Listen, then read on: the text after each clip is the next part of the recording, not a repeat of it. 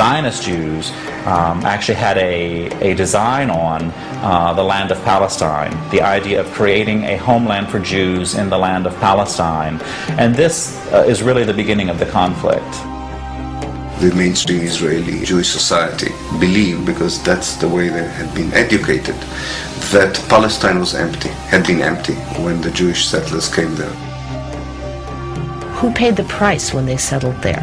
Is it really true that Israel was a land without a people for a people without a land? Palestine was not empty. It was a land populated by Arabs who had a high level of culture, high level of education.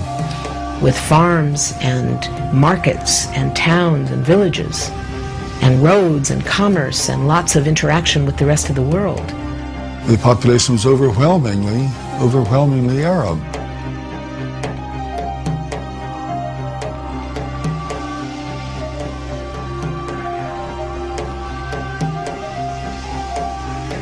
Jewish immigration increased under British rule following World War I, when Britain implemented the Balfour Declaration, promising a Jewish homeland in Palestine.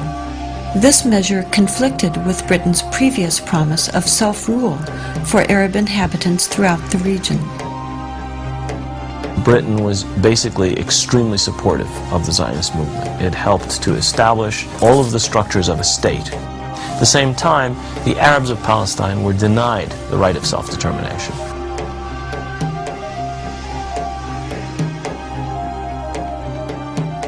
The Palestinians saw a European power decide the future of a non-European territory, in flat disregard of both their presence and wishes.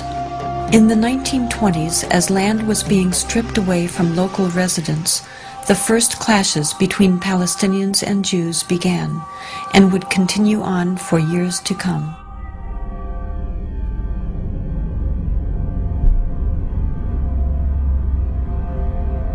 Until the early 1930s, the Jewish population of Palestine remained under 17%.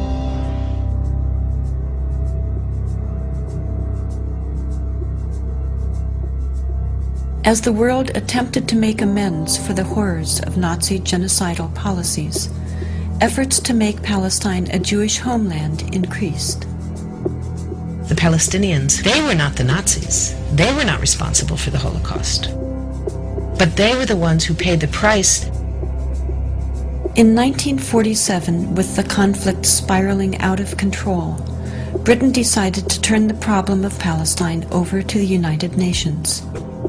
The UN, under pressure, proposed to divide the land into two states, an Arab state and a Jewish state. Arabs were to be given 43% of the land, despite the fact that they made up more than two-thirds of the population and owned over 92% of the land. Jews were to be given 56%, although they comprised only one-third of the population and owned less than 8% of the total area. Nevertheless, they were given not only most of the land, they were given the most fertile land. Zionist leaders took advantage of their superior military preparation and immediately began occupying major Arab cities in Palestine.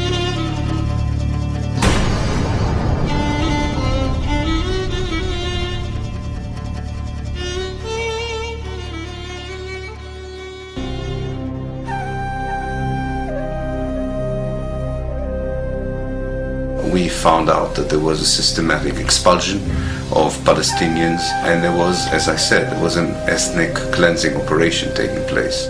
The most infamous campaign was the massacre at the village of Deir Yassin, where over 100 men, women, and children were systematically murdered. The ruthlessness of the attack on Deir Yassin drove fear and panic into the Palestinian population and led to the flight of unarmed civilians from their homes all over the country.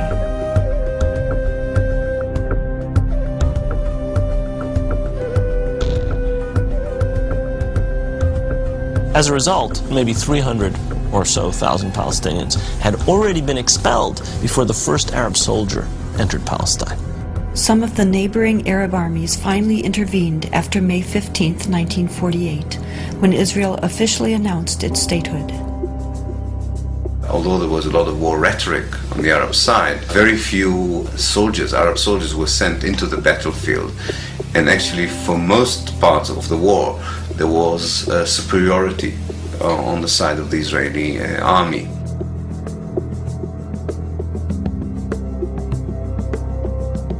The Israeli army cleansed much of the territory and took over a large part of the designated Palestinian state.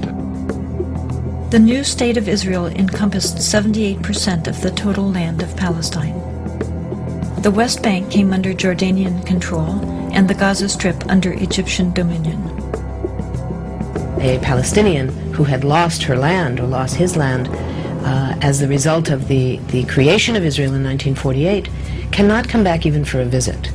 I can go back to Israel as if I were returning and claim immediate citizenship, having no historic tie, speaking no Hebrew, knowing no one in the country, having no family who ever was there. All that one needs is being Jewish, a religious group like any other.